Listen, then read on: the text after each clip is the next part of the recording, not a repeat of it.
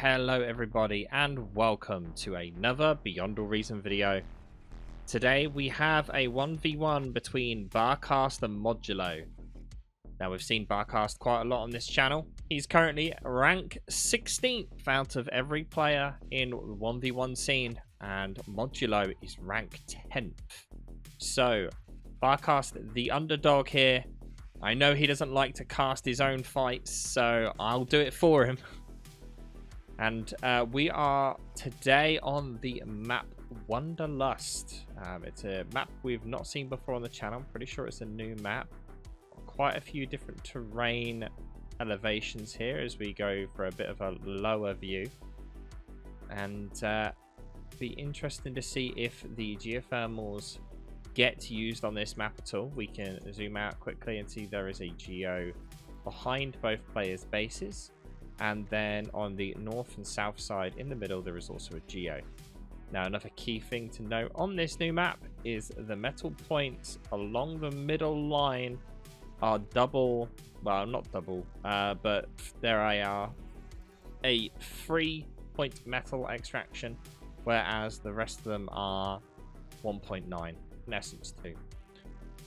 Now, as we zoom in on the players here, Modulo in red has started bot as the Cortex faction, and as we zip on over to Barcast here, also playing Cortex, in the blue with vehicles.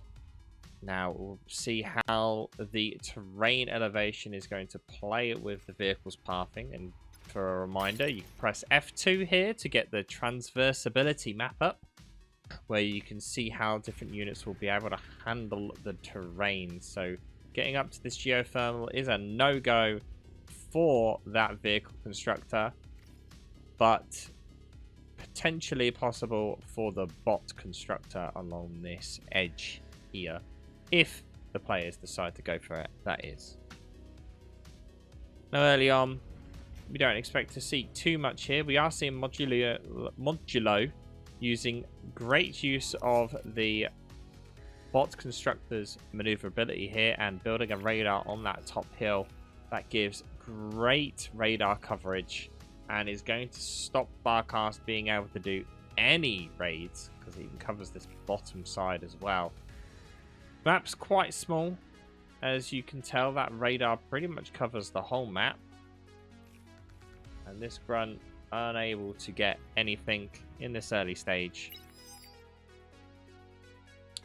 Spectators making a point of the solar here, probably just to try and protect the laser tower, I would guess, and also because he needed power at the time and just wanted to make efficient use of his time by not moving his commander and just building a solar. That's my estimate. Now we are seeing Modulo's commander is already walking towards the middle and using his engineer to expand to the lower side, whereas Barcast using his commander. Modulo easily mopping up any of Barcast's units that was sent out. Just a single incisor versus 3 grunts. He's not really going to trade well enough here, I don't think. Nope, incisor gets mopped up very quickly, and so does that scout.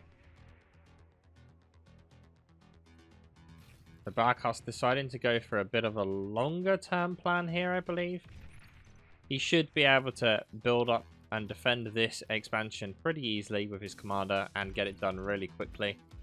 I have noticed there is a strange stone circle here. Mushroom circle, actually.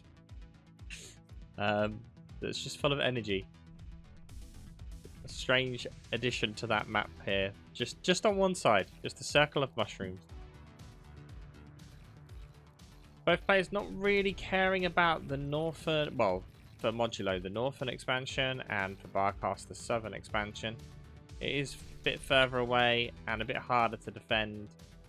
Barcast now deciding to start moving, but Barcast with a lack of combat units right now as we stay this far zoomed out.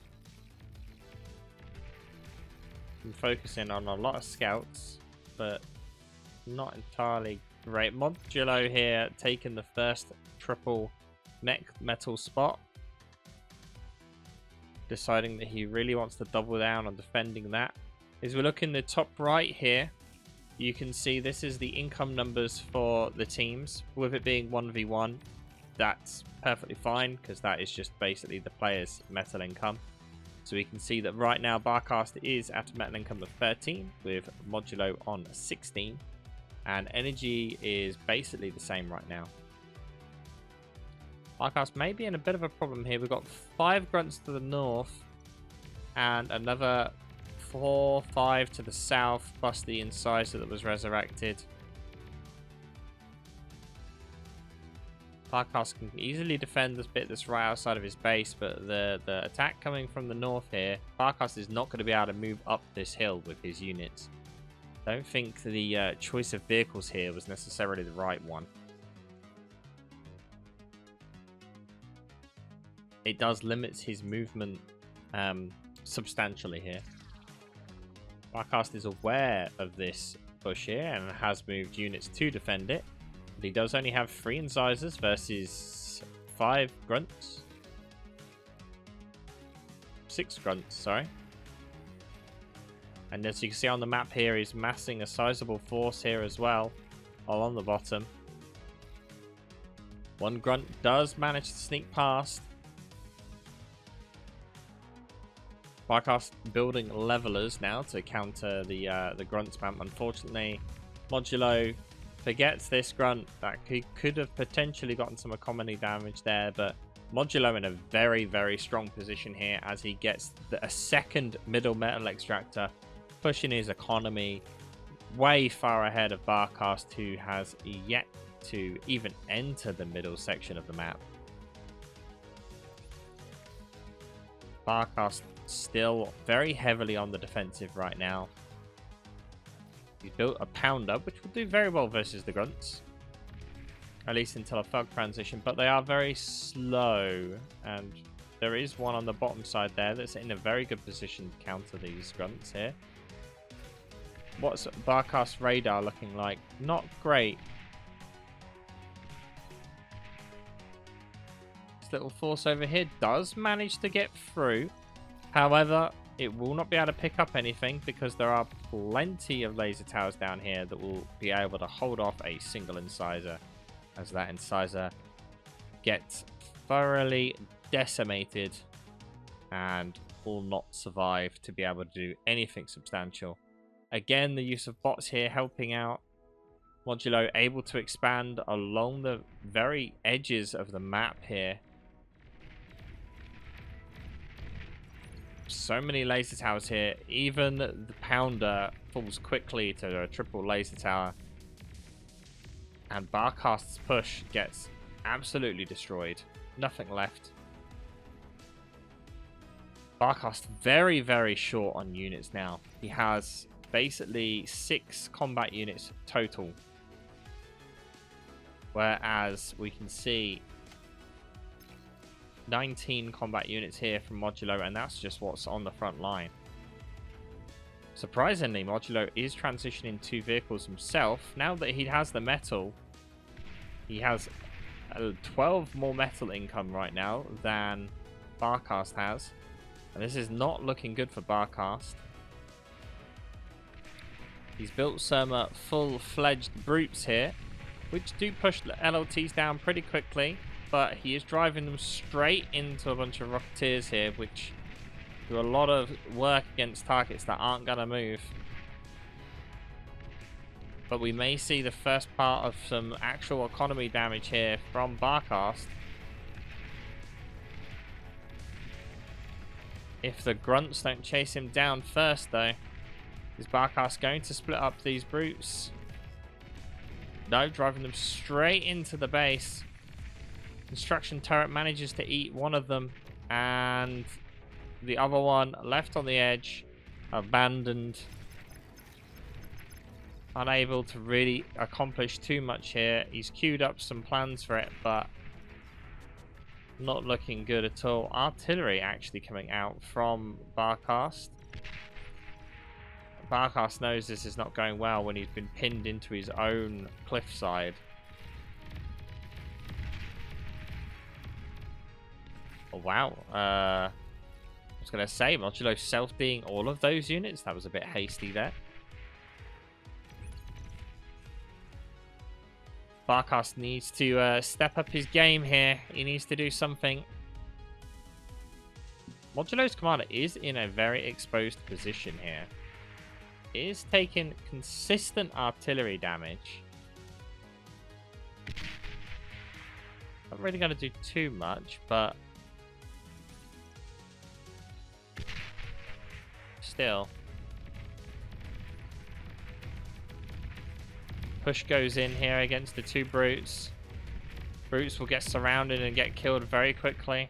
A couple of pounders have come out here, but the Rocketeers will be able to deal with these laser towers that are defending this north side. And Barcast has nothing he can do about it. All of Barcast expansion eco is in danger. Surprisingly though, Modulo being a bit defensive here, pulling back. He has full control of this game right now. He could quite easily just sit back, build up. Barcast can do nothing, really. Barcast needs to make some form of a play. I don't know what his plan is. If he can get the reclaim from some of this, then who knows? Maybe he can turn it around, but Barcast comp in danger. Lots of Rocketeers coming in here.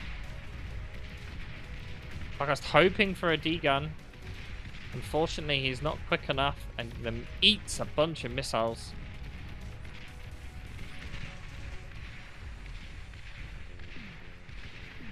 Pounders doing a bit of slowing damage on the Rocketeers as they kind of skirt the edge here. Trying to keep his forces alive whilst dodging and dipping and diving. Should really have the artillery on this northern side, I would say. Barcast just eating some shots here with his commander, hoping to hold out. Now, this is a large amount of reclaim that is available. He does make use of some time here to try and get a bit of economy damage while the army is occupied elsewhere. Barcast commander at 45% health. 1.3k metal just right outside of his base.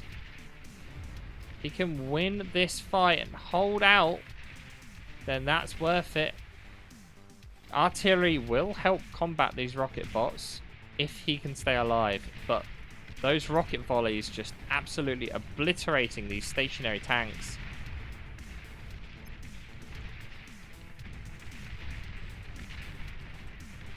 This is not looking good for Barcast at all. Modulo now preparing to split the attack to the southern side here. Oh, but there go most of the rocket bots. Only 2 of them left alive.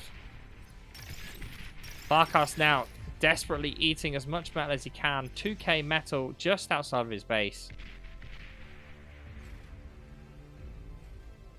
This could turn the tide potentially for Barcast. Modulo has been energy stalling for a substantial amount of time by now. As you can see on this icon in the bottom side here, we quickly select him. He's had no energy for ages, relying too heavily on wind, and with wind dropped, he had no power at all. Barcast pushing out forces at a tremendous pace with all this reclaim. They will get his geothermal though.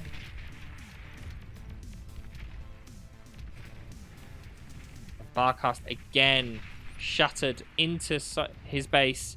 Now this is a great example here of containment. With this sort of map as well, Modulo was able to contain his opponent very early on. He pushed up to this point with his commander, and from then on, he controlled this northern side. With bots, he was able to push down the hill and constantly contest Barcast's northern expansion, meaning that he was basically forced to hold units in reserve just to defend his northern expansion, which is now also getting destroyed. With that, then let Modulo easily push down into the middle and take the bottom, and then with that economy advantage, he was able to just pump out as many units as he wanted to actually do more damage and just contain even more. And once Barcast lost this middle area here at the bottom side of his base, pretty sure it's game over. Barcast has way too much to defend. I would argue that Barcast's choice of vehicles here to start with is kind of what's lost him the game here. He had no maneuverability at all. And with that, I don't see Barcast having any ability here to come back from this. Not when you look at the forces of tanks rolling up here. Just reclaiming Barcast's metal extractors. See, now that Modulo has the metal required, he is quite easy to build up his own tank force to fight Barcast's. And with that, Barcast is called GG. So, a good example here of containment and using your commander to push forward and kind of control the fight your way. Unfortunately, it didn't work out for Barcast this time round. But Modulo being 10th place in the leaderboard isn't for nothing. I hope this one was interesting for you guys. Thank you all for watching, and I'll see you guys next time.